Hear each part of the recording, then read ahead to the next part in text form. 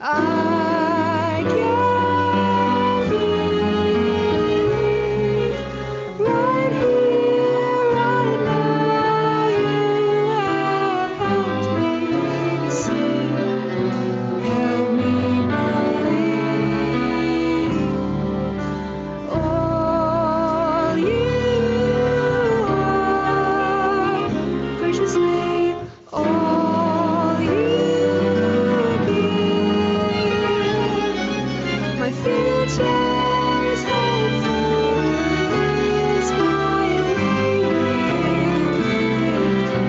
God's hand is on.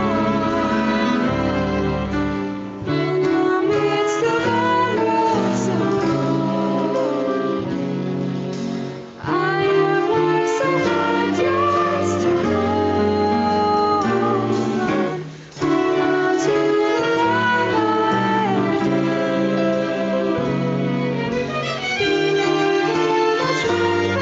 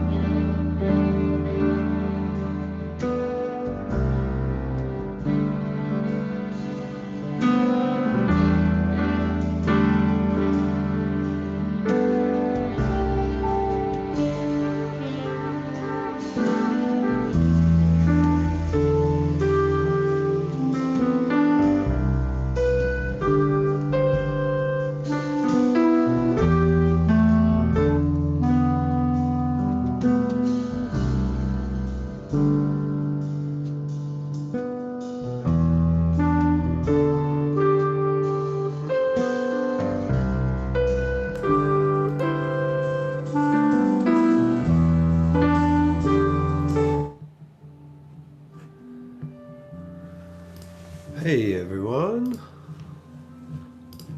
I have no fancy fade out this week, just a straight stop. Welcome to the Jazz Social, Friday, May the 22nd.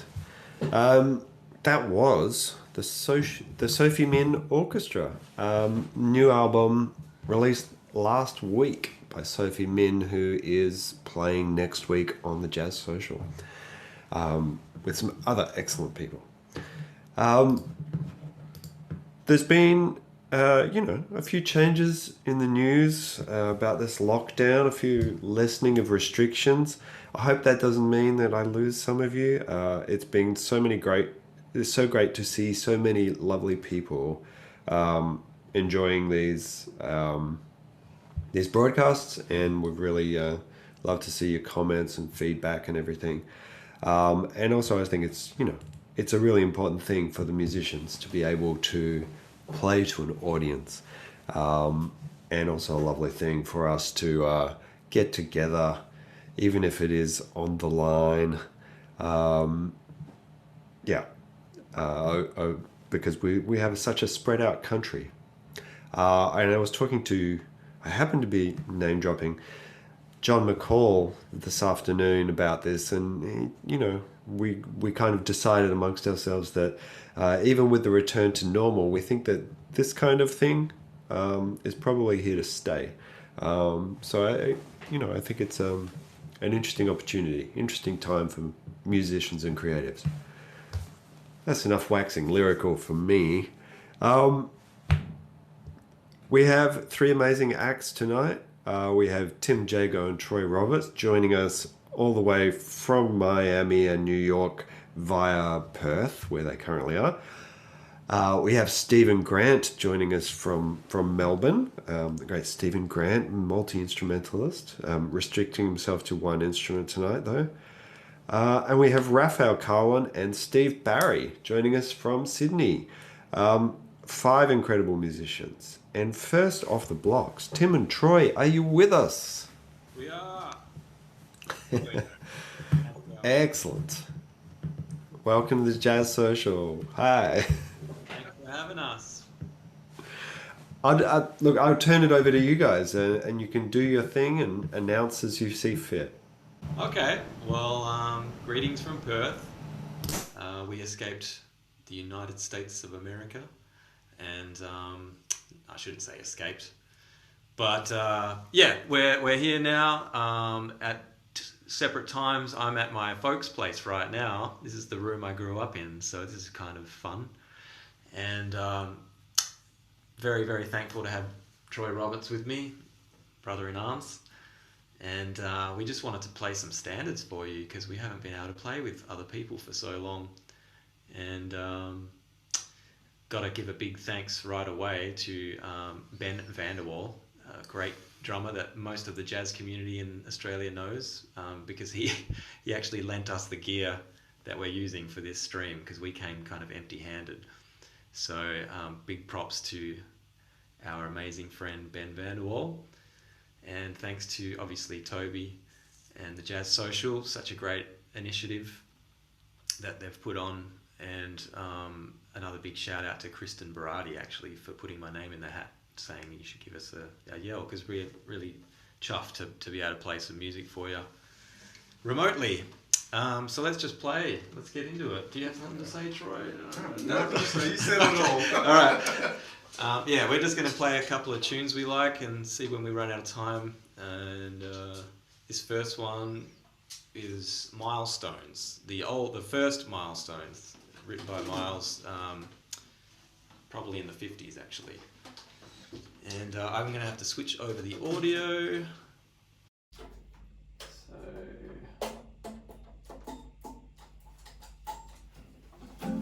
Fast you want to do? It's good.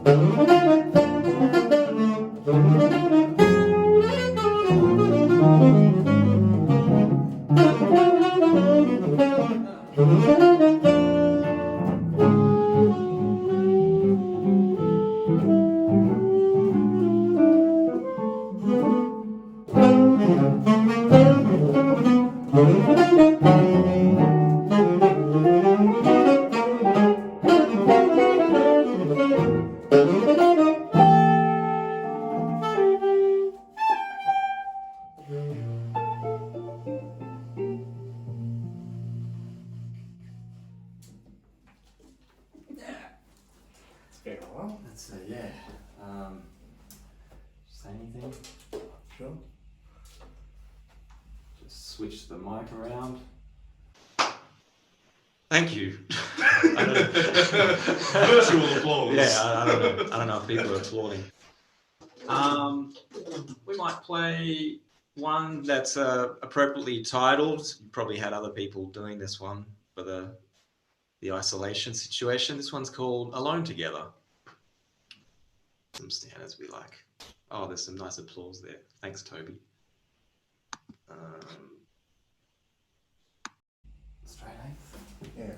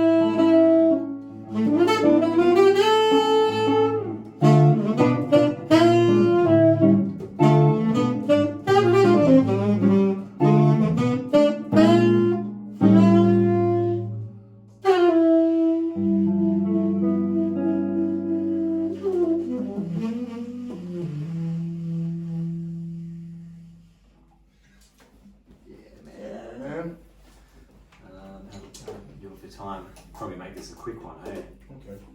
Let me just see here. All right, thanks. Probably got time for one more. Quick one, maybe. Supposed to finish up at 8. And yeah, once again, thank you. Thank you for having us. Yeah, it's been a long journey, and it's so good to play music for people. Even though we can't see it. I It's know. great to see all your faces, everyone. Spiritually and remotely. Yeah, and just to play with someone as well. Now that the social distancing rules have lightened up a little bit, we can. That's why we're spaced this far apart. You can probably tell. Following the rules. So we've got one more quick one. Probably find a way to make it short. And this is one of our favourite ballads that we just happen to like, and it's Hoagie Carmichael's Stardust. And then we'll turn it over to you guys. Thanks again. Thank you.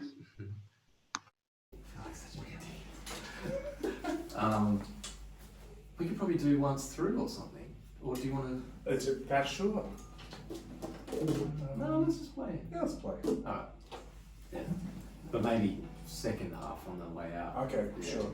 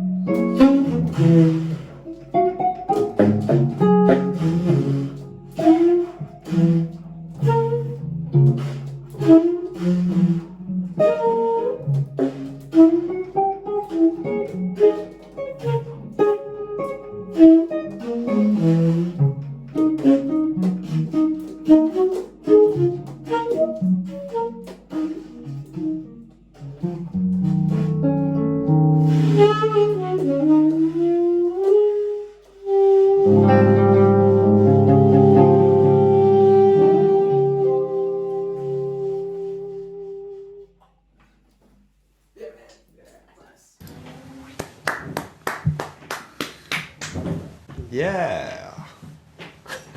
Thanks. Thank you, Toby. Might have gone a bit over, sorry. We got carried away. That's all right. I'm not going to stop you. Gee. The playing was beautiful. It was, yeah, it's such a pleasure to hear that tune and played well. Yeah. It's great. Play the song. Yeah, man. All right. I'm going to cross to Melbourne. And Stephen, are you there? We'll come back and chat to you guys shortly, okay? Yeah, good. Thanks again. Cool. Steve, are you there? Cannot start video. Failed to start the video camera. Okay. Well, I guess I could use this opportunity to say Stephen Grant is a multi-instrumentalist from Melbourne, and he's been at it a while. In fact, I used to see him when I was a student in Melbourne. And he plays, I'm sure he can add some things to this, but piano, saxophone, trumpet, accordion. Is that all? Oh well, I use an electric drill and a hand saw as well. Yeah, Yeah, nice. a whole lot. Well, the extraordinary thing is that you play all of these things to a professional level, which is, many of us struggle with one. Yeah, I kind of bluffed my way through it, I guess. Well, hopefully we can see and hear you, Bluff. Do we have Raf and Steve there?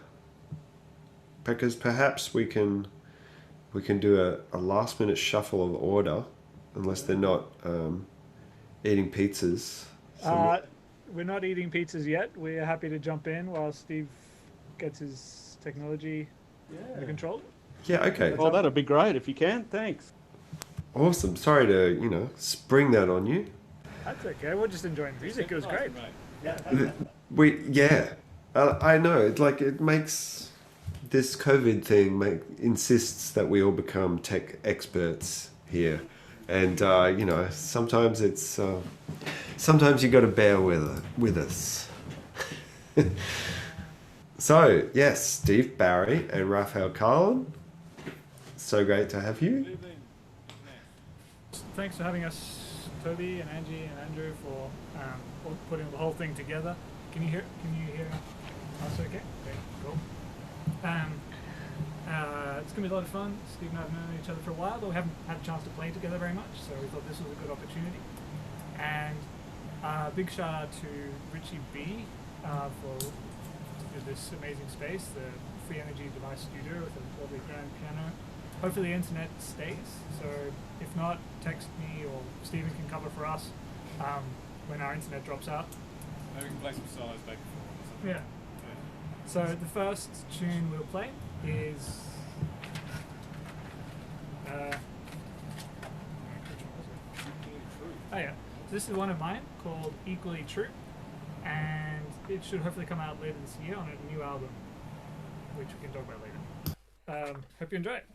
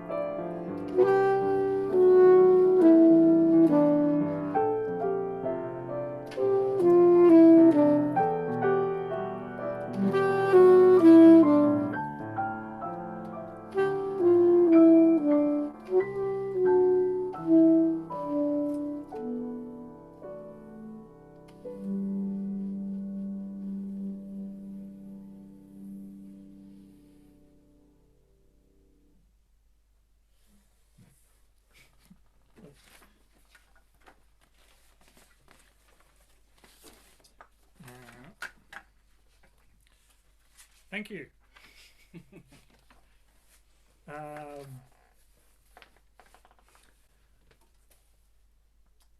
It's really weird playing in a very quiet room. Dead silence.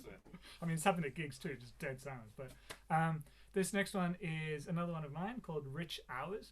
We've split the material, so half-half. And I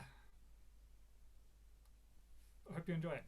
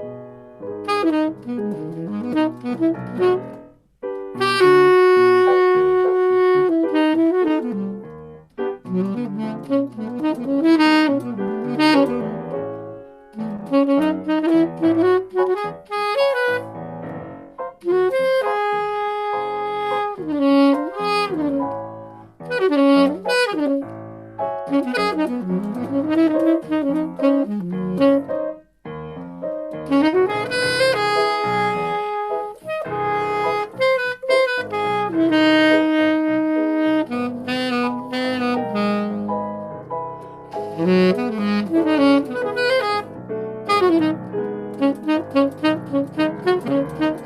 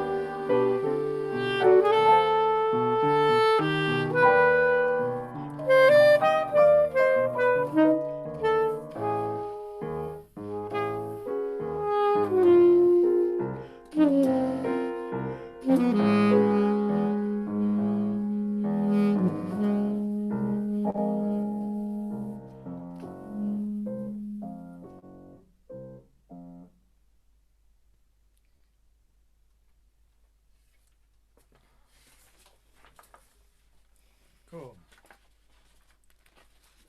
Thank you, everyone, for not yelling anything negative. Appreciate it. So far, so good. So far, so good. This next one is one of Steve's, called Garden of the Soul. And we can chat about it later. Beautiful. It's a beautiful tune.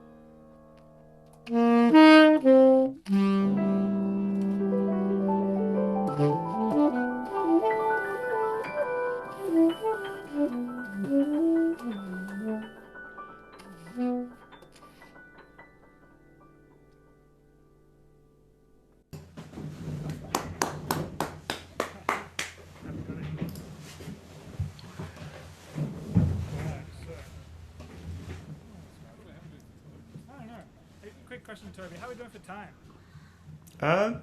That's about it. But if you have a pressing need to play a certain song, then, you know, Wow. who am I to that's stop bad you? at timing. I mean, you almost keep playing, but that should be there. If we're done for time, I mean, we planned our set really badly, so we were like halfway.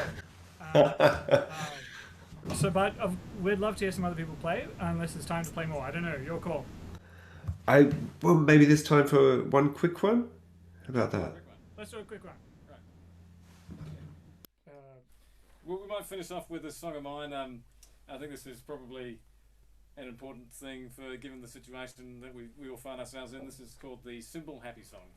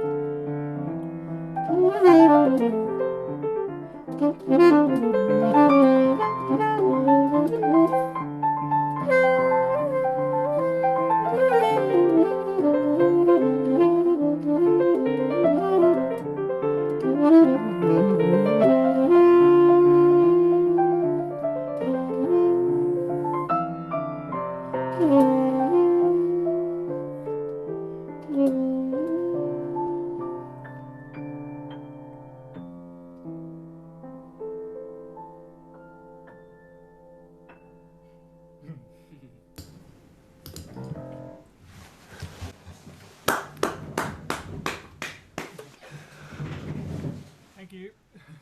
Thank you. That was great. Nice song to finish on. Yeah, beautiful one of Steve's. Lily. Fantastic. All right. Drum roll. Heightened sense of anxiety. Stephen, are you there? Amazing what a bit of switching things off and switching them back on does.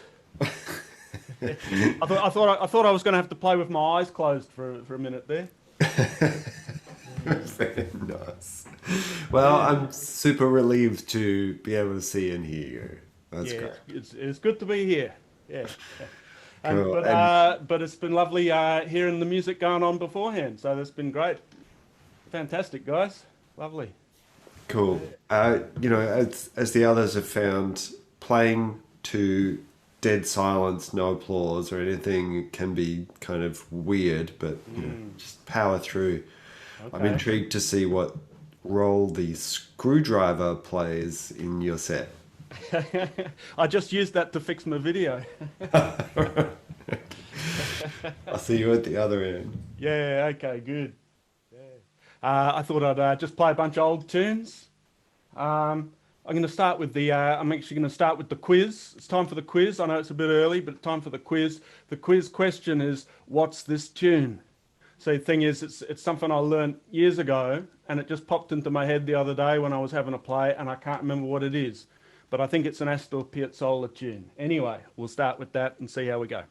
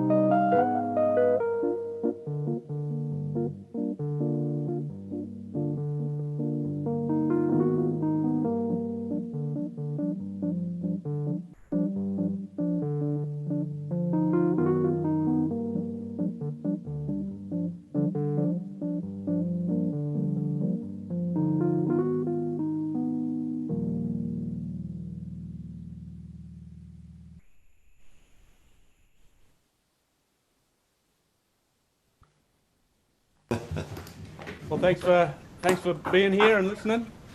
Thanks for the opportunity to play, Toby. Oh man, thanks for playing. That was so great to hear you play. Good. Wow. You seem like such a natural musician. Like that's just your natural state. Yeah, could be. Yeah. That's what I have for breakfast.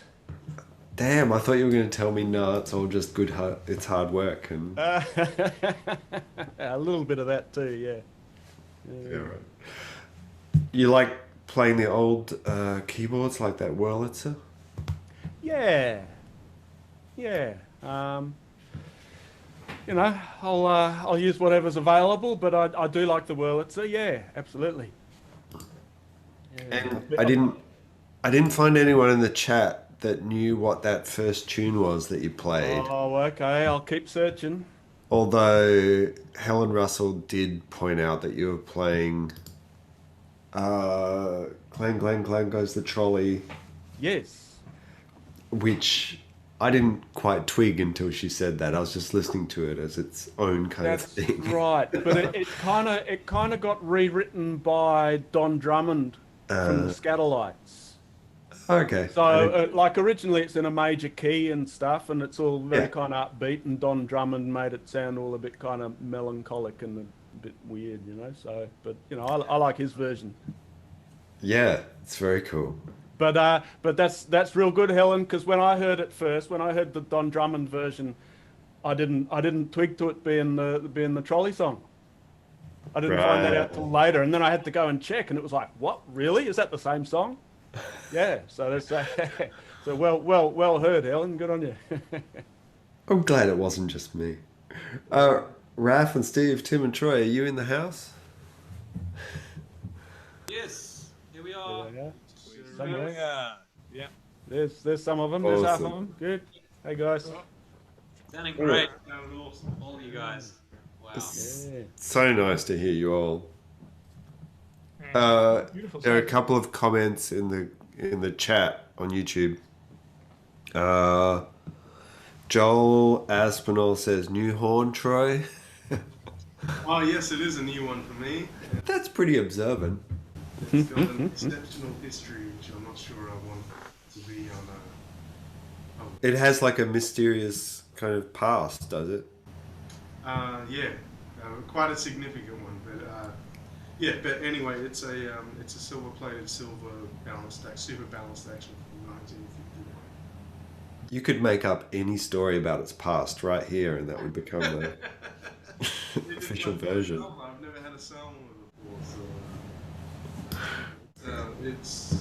I've had it for about maybe 8 months now. I'm loving it. Sweet. And yeah, Pete in the chat. Yes, Tim is a lefty because when we were in sound check earlier, I had to check that they didn't have their mirroring on in the video. All the way around. Don't hold it against me. And for the young players watching, Tim, should they play a left-handed guitar or should they learn to play a right-handed guitar? That's a tough one. I don't know, because I've seen success both ways. I've seen lefties learn right-handed and not quite get it right away, and then you switch it over and then just like they get it. But I've also seen the other way.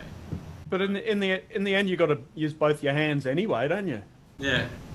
Yeah, I don't know what it is. I just, whenever I would mimic playing a guitar when I was a kid with a tennis racket or whatever, it was always like that. And my dad always had guitars in the house, so he just said, oh, we may as well just restring one. So, yeah, that's the way it worked out. And That's a fair indication, the tennis racket test. Yeah. Dancing around in dire straits and the police and stuff.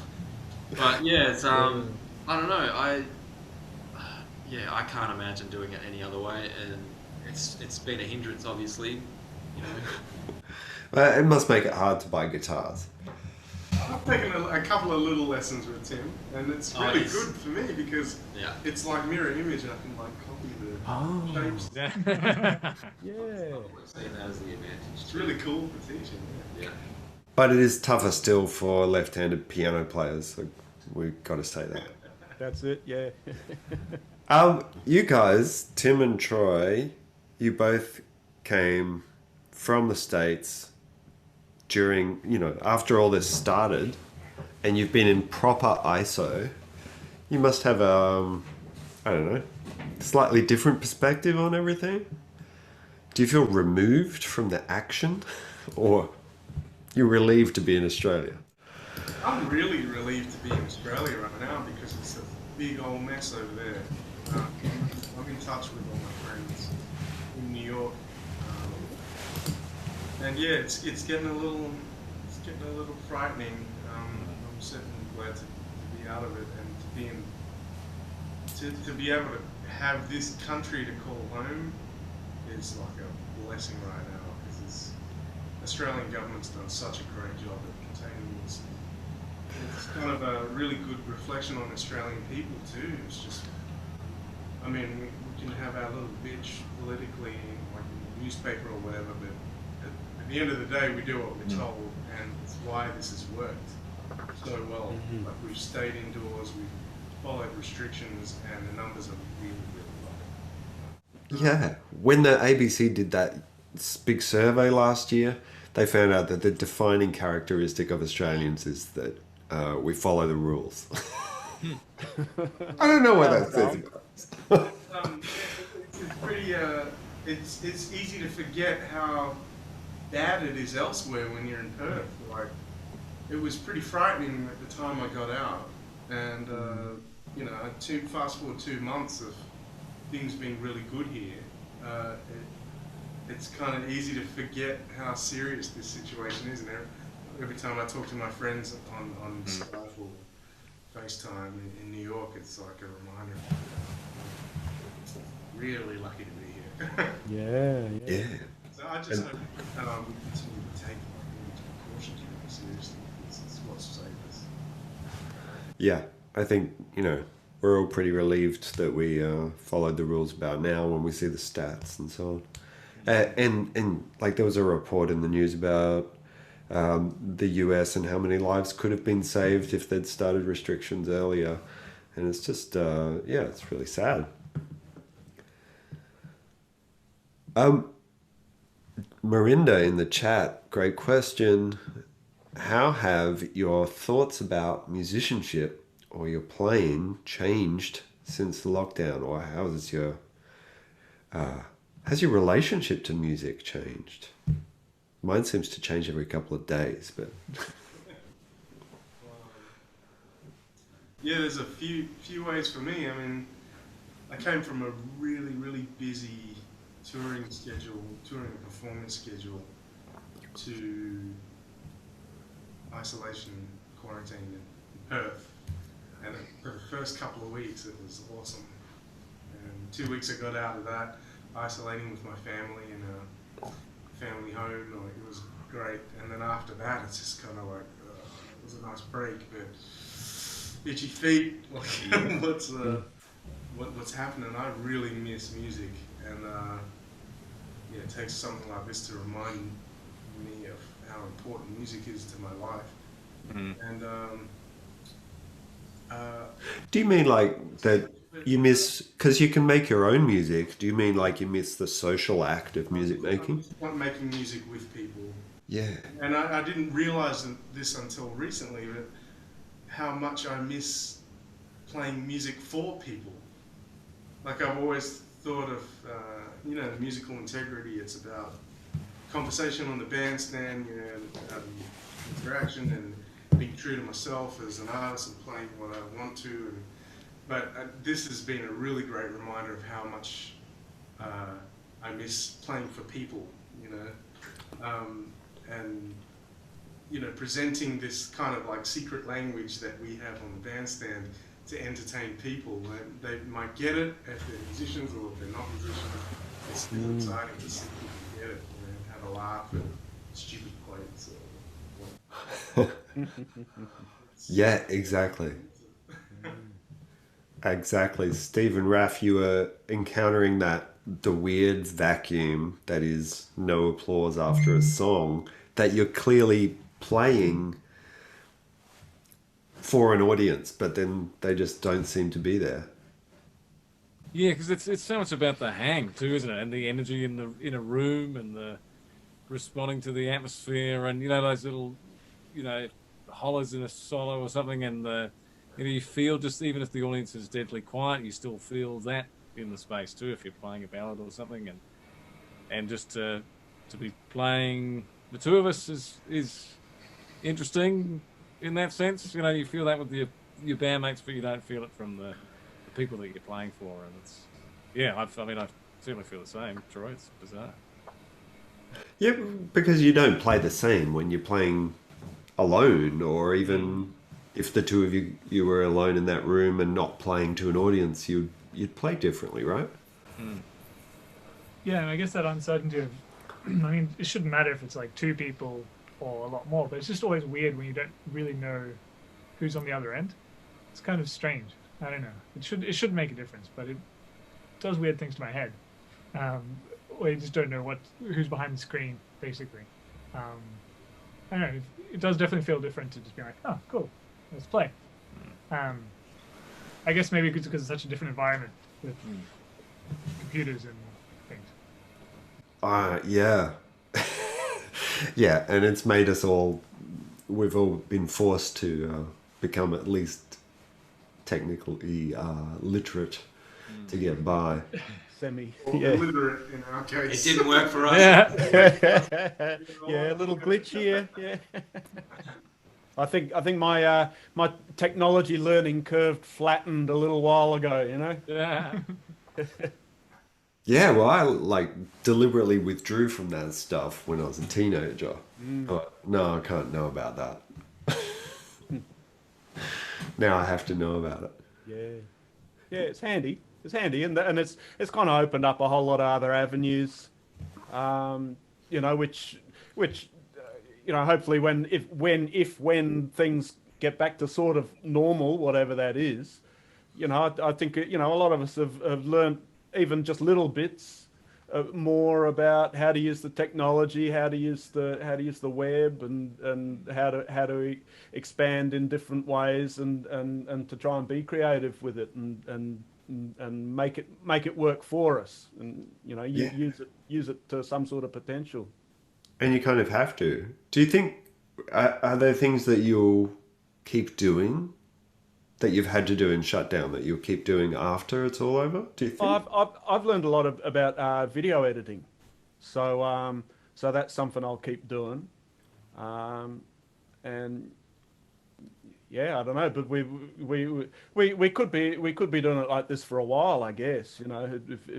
If they're letting 10 people into a restaurant, we don't know how long it's going to take, to actually to have like an audience size group of people in a crowded club or something, and thinking of some of the rooms we play in and the size of the stage, we're going to have to be duos for a while to keep the distancing on the stages, if nothing else.